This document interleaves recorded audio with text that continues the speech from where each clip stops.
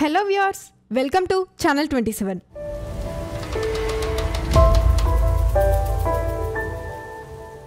తిరుపతిలో ఇస్కాన్ దర్శనానంతరం తిరుపతి నుండి సుమారు 15 కిలోమీటర్ల దూరంలో ఉన్న చంద్రగిరి ఫోర్ట్కి వచ్చాము. రాజులు రాజరికాలు చరిత్ర గర్భంలో కలిసిపోయిన వాటికి నిదర్శనమైన కోటలు ఇప్పటికీ సజీవంగానే ఉన్నాయి. అందులో ఒకటి చంద్రగిరి కోట.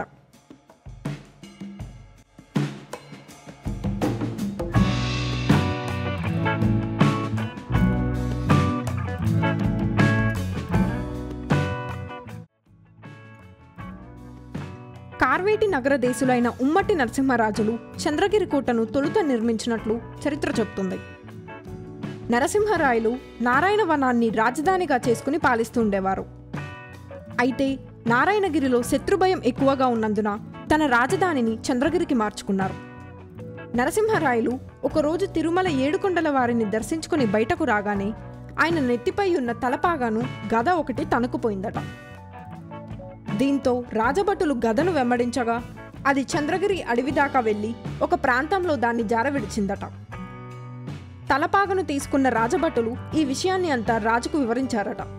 తన రక్షణ కోసం ఒక మంచి కోట నిర్మించేందుకు అనువైన స్థలాన్ని చూపించేందుకు ఆ శ్రీవారే ఇలా చేసుంటారు అని భావించిన ఆయన అక్కడ కోటని నిర్మించినట్లు తెలుస్తుంది.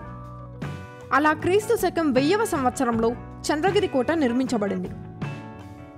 క్రీస్తు శకం 1486 నుంచి 1489 వరకు నరసింహరాయుల పాలనలో చంద్రగిరి కోట ప్రసిద్ధిగాంచింది. రాక్షస తంగడి యుద్ధం తర్వాత విజయనగర రాజులు తమ రాజధానిని హంపి నుంచి చంద్రగిరికి మార్చినట్లు శాసనాల ద్వారా తెలుస్తుంది.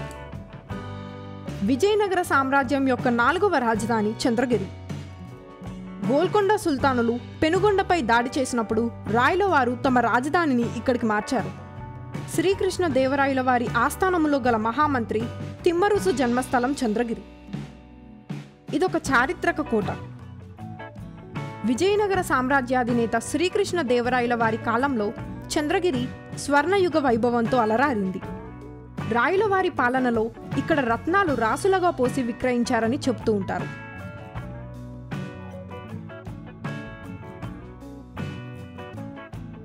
కోట ఎంట్రన్స్కి స్టార్టింగ్లో ఫిరంగిని చూడవచ్చు. ఈ ఫిరంగి 16వ శతాబ్దం నాటిది. ఈ కోట బయట కొన్ని విగ్రహాలను చూడవచ్చు.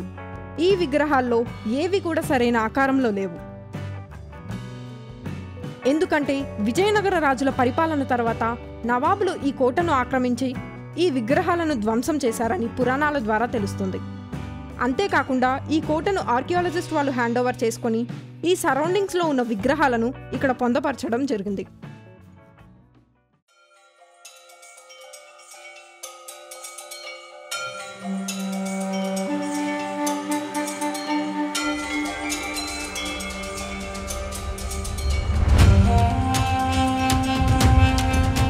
ఇప్పుడు మనం చూస్తున్న రాణులతో ఉన్న శ్రీకృష్ణ దేవరాయల వారి విగ్రహము 16వ శతాబ్దం నాటిది. ఇక్కడ మనం ఖడ్గాలను చూడవచ్చు. ఇవి అన్ని రాజులు వాడినటువంటి ఖడ్గాలు.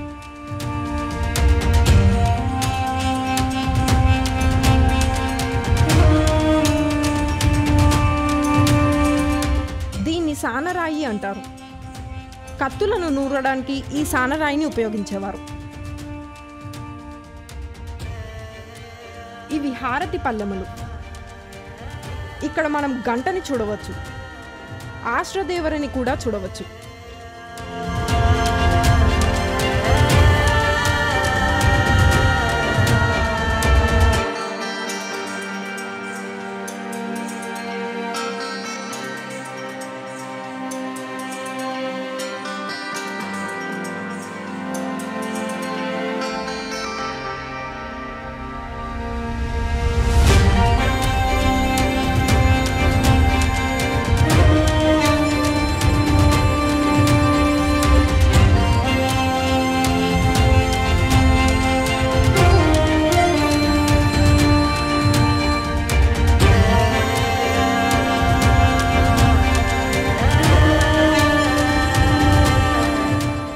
పూజ పాత్ర, 5 పడగల నాగపాము, కిరీటాలు కూడా చూడవచ్చు.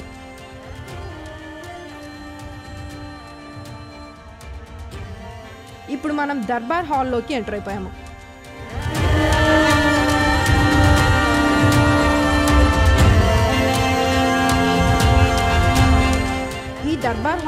రాజుగారి గదిగా చెప్తారు.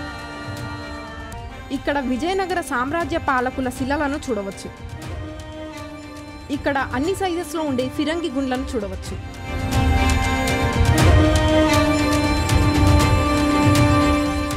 ఇవి త్రవ్వకాల్లో బయటపడిన వస్తువులు.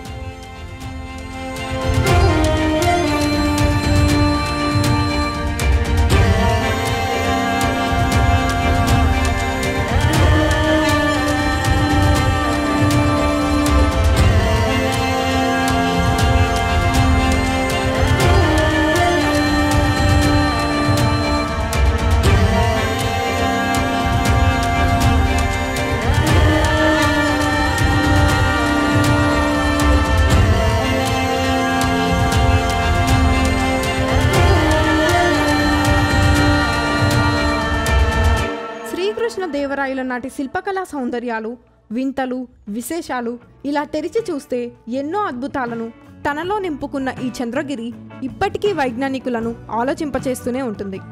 శ్రీవారిపై భక్తితో రాయలవారు రెండవ రాజధాని అయిన చంద్రగిరిలో అనేక కట్టడాలు నిర్మించినట్లు చరిత్ర ద్వారా తెలుస్తుంది.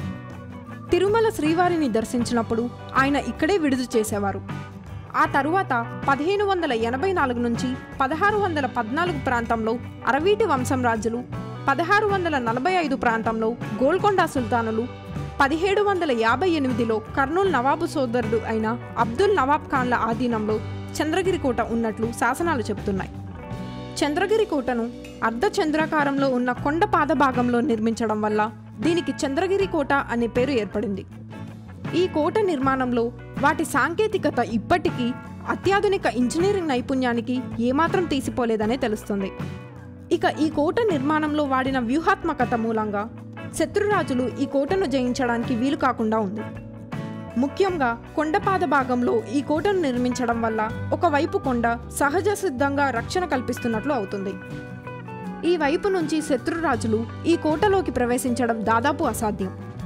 ఇక కొండ దగ్గర ఉండడం వల్ల ఈ కొండపైకి ఎక్కితే దూరంగా వచ్చే వాళ్ళ కదలికలను కూడా సులభంగా గుర్తుపట్టవచ్చు. రాయలవారి సామ్రాజ్యాన్ని రక్షించుకునేందుకు దుర్గం కొండపై నిత్యం భటులు షిఫ్ట్లు పద్ధతిలో విధులు నిర్వహించేవారు. కోట చుట్టూ దాదాపు 1.5 కిలోమీటర్ల మేర చాలా దృఢమైన గోడ ఉంది. చాలా పెద్ద పరిమాణంలో ఉండే రాళ్లను ఇందుకోసం వినియోగించారు.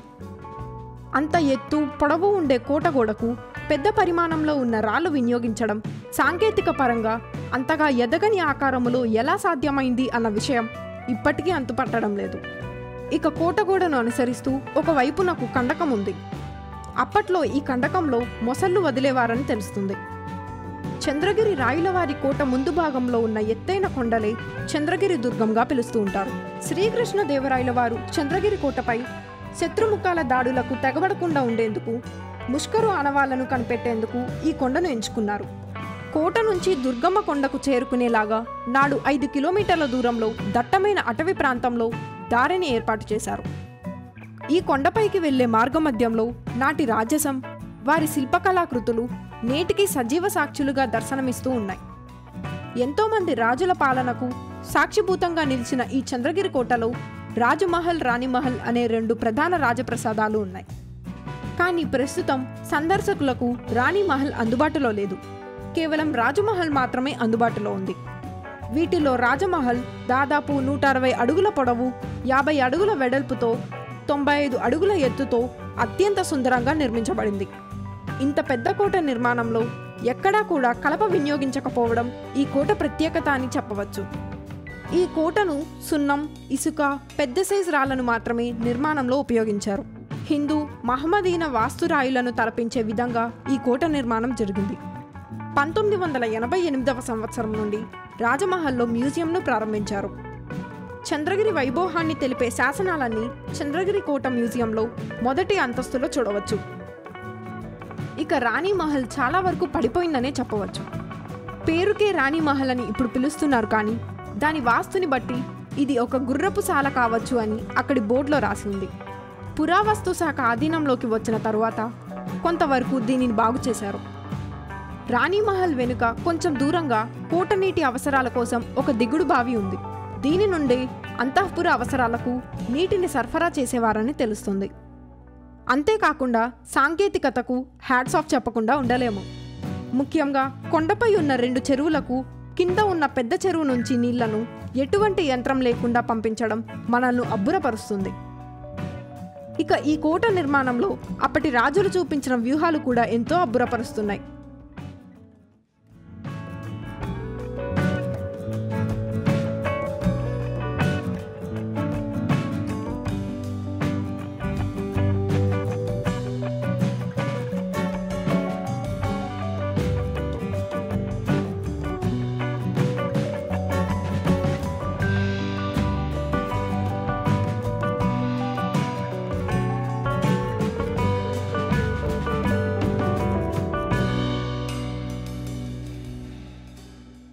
మరిన్ని ఇలాంటి ఇంట్రెస్టింగ్ అప్డేట్స్ కోసం మన ఛానల్ 27ని సబ్స్క్రైబ్ చేసుకోండి.